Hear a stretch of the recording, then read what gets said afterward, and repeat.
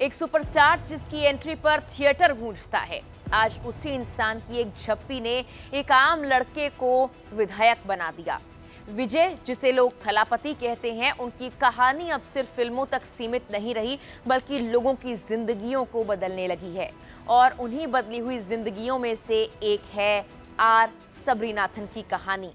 चेन्नई की विरुगंबक्कम सीट से निकली ये कहानी आज पूरे तमिलनाडु की राजनीति का सबसे भावनात्मक चेहरा बन चुकी है। 30 साल का एक साधारण लड़का जिसके पास ना कोई राजनीतिक विरासत थी, ना कोई बड़ा नाम, सिर्फ एक पहचान थी।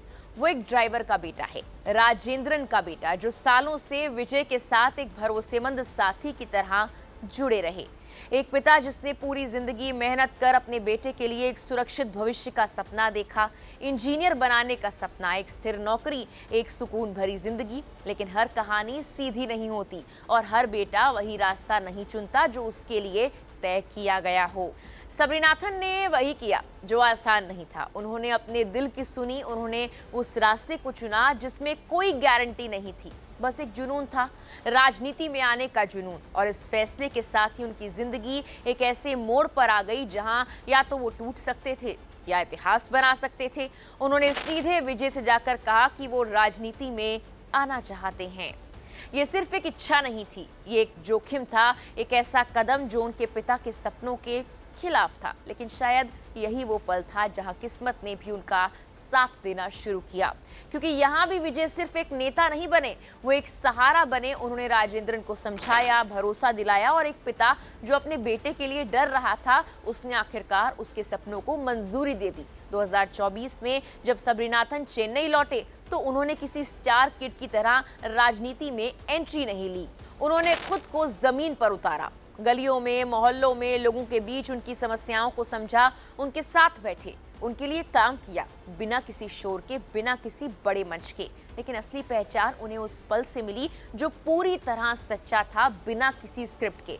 मार्च में टीवी के कैंडिडेट अनाउंसमेंट के दौरान जैसे ही उनका नाम लिया गया, सबरीनाथन मंच पर ही रो पड़े। वो आंसू सिर्फ खुशी के नहीं थे, वो सालों के दबे हुए सपनों का बोझ थे, वो संघर्ष था जो आखिरकार बाहर आ रहा था। और तभी विजय उठते हैं, उन्हें गले लगाते हैं, उनके आंसू पोंछते हैं। वो एक छोटा सा पल था, लेकिन उसमें एक पूरी कहानी छुपी थी।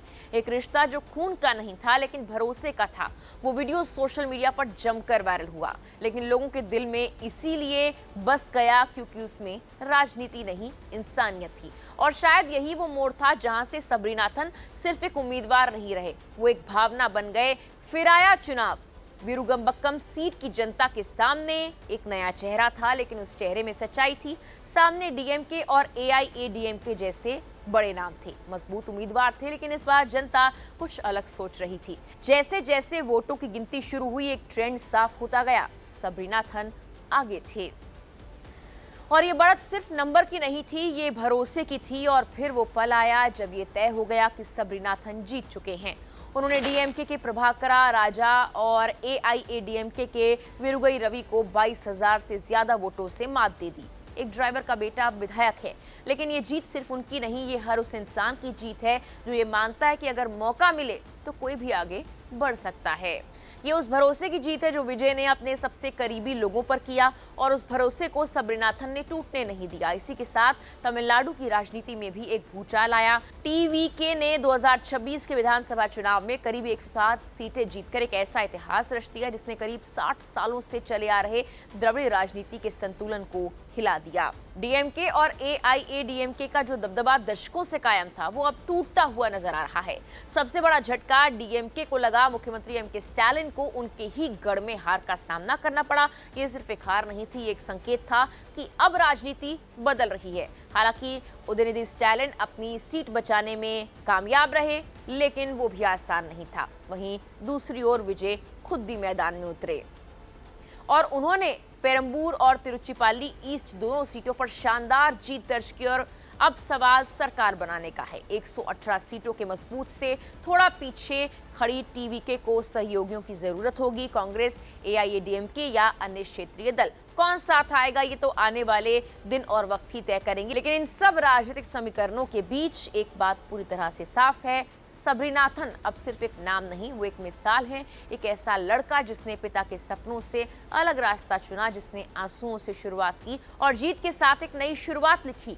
शायद यही इस कहानी का सबसे बड़ा सच है कि कभी-कभी इतिहास बड़े घरानों में नहीं बल्कि छोटे घरों के बड़े सपनों में लिखा जाता है। इस वीडियो में फिलहाल के लिए इतना ही।